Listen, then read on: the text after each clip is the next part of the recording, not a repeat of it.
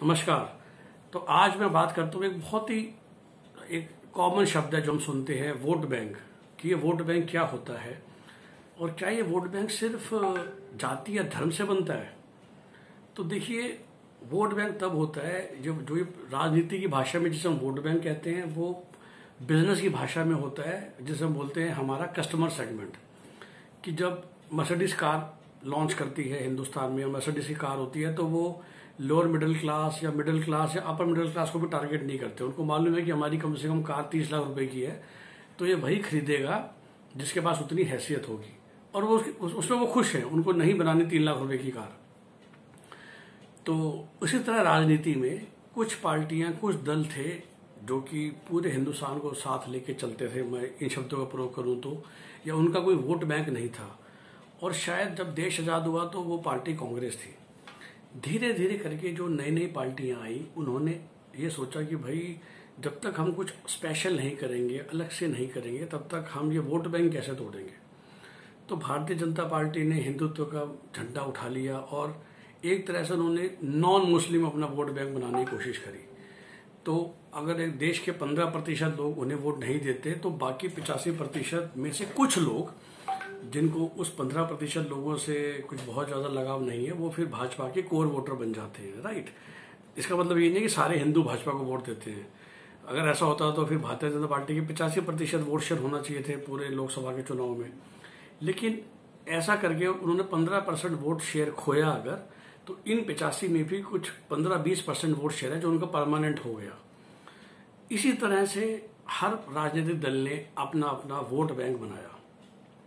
और फिर कुछ राजनीतिक दल ऐसे होते हैं जो उस वोट बैंक का इस्तेमाल और उस वोट बैंक के प्रति अपनी वफादारी पूरी तरीके से निभाते हैं। तो मैं आपको कुछ एग्जाम्पल दूं तो राष्ट्रीय जनता दल, लालू यादव, मुलायम सिंह यादव, इन दोनों लोगों ने ही MY कॉम्बिनेशन बनाया, मुस्लिम एंड यादव। क्योंकि दोनों ही राज्यों में, यूपी और बिहार में, इन दो का ही मिला के 30% जनसंख्या हो जाती है। और 2007 से पहले आप देखेंगे या इवन टुडे, इन दोनों ही राज्यों में कम से कम 3 या 4 तरफा मुकाबला होता था 1990 से लेके अब तक। तो एक समाजवादी पार्टी का चुनाव होगा, साथ में बहन जी मायावती जी की पार्टी होगी, बीजेपी कांग्रेस होगी और 5वें 6ठे दल होंगे।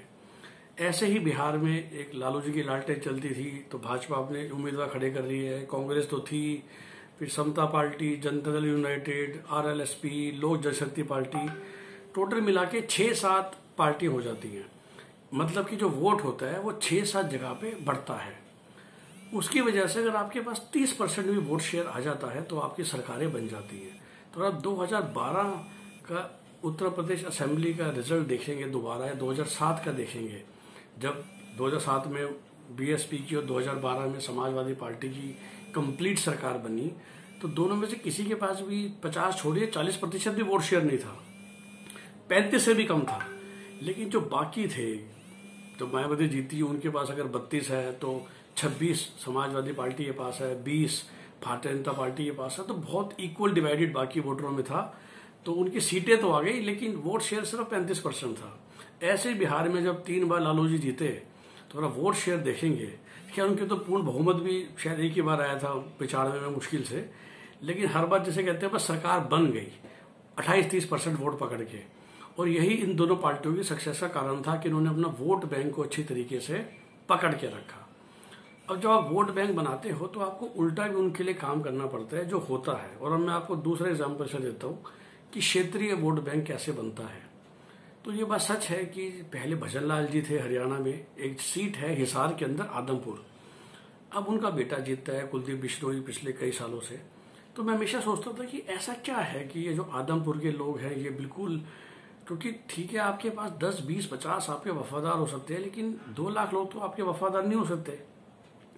तो मैं हमेशा सोचता था कि ये कैसे हो सकता है कि एक इंसान एक पर्टिकुलर सीट से कभी भी नहीं हारता, या रायबरेली से सोनिया जी नहीं कभी हारती, या अमेठी में राहुल जी नहीं हारते थे इस चुनाव से पहले, या आदमपुर का मैं एक स्पेशल नाम लूं तो ये कभी नहीं हारेंगे कुलदीप बिश्नोई, चाहे किसी की भी हवा चल रही हो, या कमलनाथ जी छिंदवाड़ा से हमेशा जीतते हैं। जो अभी लास्ट लोकसभा के इलेक्शन हुए जहां पूरी मध्य प्रदेश को भाजपा ने स्वीप करा, लेकिन एक लोकसभा की सीट कांग्रेस की आई छिंदवाड़ा की। तो देखिए वो तब बनता है कि जो लोकल नेता था जब वो पावर में आया पहली बार, उसने पावर का भयंकर मिसयूज करके अपने वोट बैंक का ख्याल रखा। तो जब भजनलाल जी मुख्यमंत्री बने सबसे पहले, तो जितने भी हरियाणा की लो लेवल की सरकारी नौकरियां थी जिसमें इलेक्शन टेस्ट नहीं होता या इंटरव्यू नहीं होते, लाइक ड्राइवर, बस कंडक्टर, सफाई कर्मचारी, वो A to Z नौकरियां आदमपुर के लोगों को दी गई। मतलब आज भी अगर आप आदमपुर में जाएंगे तो शायद हर घर से एक सरकारी नौकरी आपको मिल जाएगी करता हुआ, चाहे वो आदमपुर में नहीं कर रहा होगा, ऑफ कोर्स वो हरियाणा के किसी भी एरिया में कर रहा होगा, लेकिन और उसका परिवार यही बोलेगा कि ये नौकरी हमें भजनलाल जी की वजह से मिली थी। तो भजनलाल जी के लिए कुलदीप बिश्नोई जी उनके पुत्र, और वो उनकी आज तक खा रहे हैं। तो ऐसा कुछ नहीं था कि उन्होंने अपनी जेब से कुछ करा, पर जब वो पावर में आए तो बजाय कि पूरे हरियाणा का विकास करने के बदले उन्होंने खाली आदमपुर के लोगों का विकास करा। जो उनके पास बजट था पूरे राज्य का, उसका काफी बड़ा पोर्शन उन्होंने आदमपुर में लगाया। यही भूपेंद्र सिंह हुड्डा जी ने करा 2004 से 2014 जब वो मुख्यमंत्री थे, कि बजाय कि पूरे हरियाणा का ध्यान रखने के लिए उन्होंने रोहतक से लेके सोनीपत बेल्ट का ध्यान रखा। तो जितने भी डेवलपमेंट हुई वो रोहतक एरिया में हुई।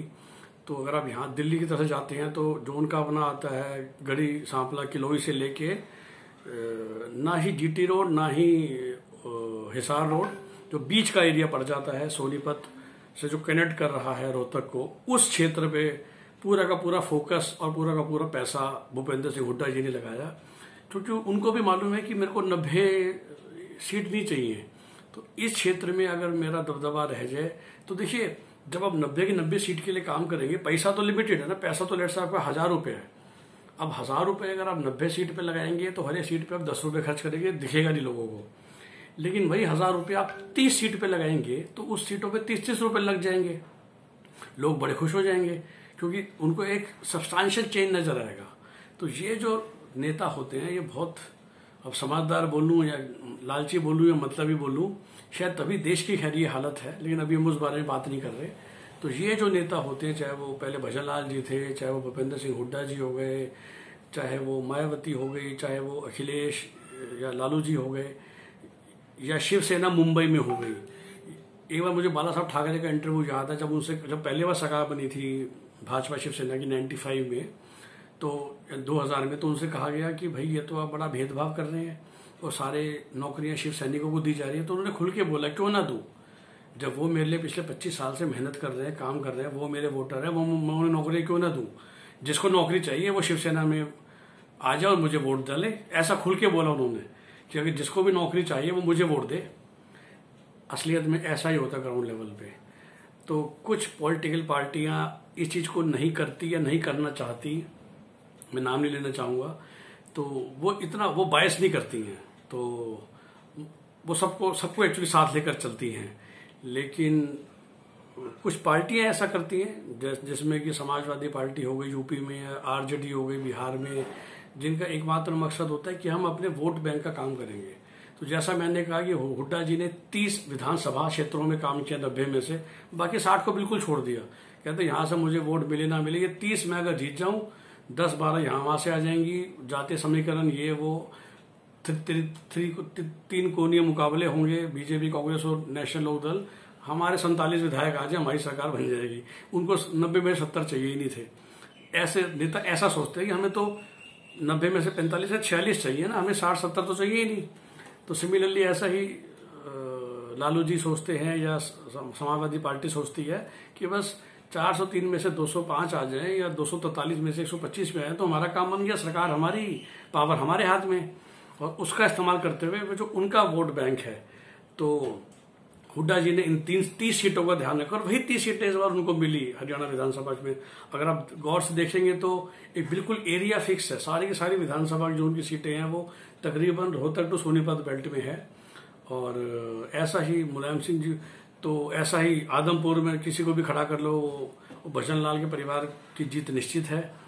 तो इन लोगों ने क्षेत्र को पकड़ा। ऐसे ही कमलनाथ जी ने छिंदवाड़ा को पकड़ा।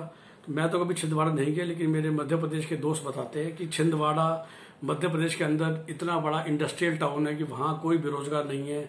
हम कहते हैं ना पूरे देश की बेरोजगारी इस प्रतिशत है, वो प्रतिशत, लेकिन छिंदवाड़ा की बेरोजगारी शायद 0% है, क्योंकि इतनी इंडस्ट्रियां कमलनाथ जी छिंदवाड़ा ले गए जब वो मित्र थे संजय गांधी जी के, और जब वो कांग्रेस के सेंट्रल में थे 2004 से 14, तो वंस अगेन देखिए, केंद्र सरकार के पास भी लिमिटेड प्रोजेक्ट्स हैं, तो या तो वो सबके सब लोकसभा क्षेत्रों में बराबर बांटे या कुछ खास लोगों को दे दे। तो यही कांग्रेस पार्टी की समझदारी होती है कि या उसके अंदर भी कुछ नेताओं की। तो कमलनाथ जी ने इसलिए अपना छिंदवाड़ा का किला बिल्कुल संभाल के रखा हुआ है, क्योंकि छिंदवाड़ा के लोग उन्हें बहुत पूछते हैं, क्योंकि वहां पर हर एक इंसान के पास रोजगार है। क्योंकि जब कमलनाथ जी के हाथ में पावर आती है तो वो आंख बंद करके छिंदवाड़ा के प्रति पक्षपात करते हैं। सिमिलरली जब 10 साल केंद्र में यूपीए की सरकार चल रही थी तो काफी बड़े बड़े प्रोजेक्ट्स रायबरेली को दिए गए, अमेठी को दिए गए, और इस वजह से गांधी परिवार वहां से जीतता है। तो आप कभी ये मत सोचिएगा कि ये सोनिया गांधी के प्रति लगाव है या राहुल गांधी के प्रति लगाव है, किसी भी के प्रति। जब एक बड़ा नेता एक क्षेत्र से होता है तो बड़ा नेता ये इंश्योर करता है कि जो केंद्र के प्रोजेक्ट्स हैं या जो स्टेट के प्रोजेक्ट्स हैं जो वो मेरे एरिया में लग जाए।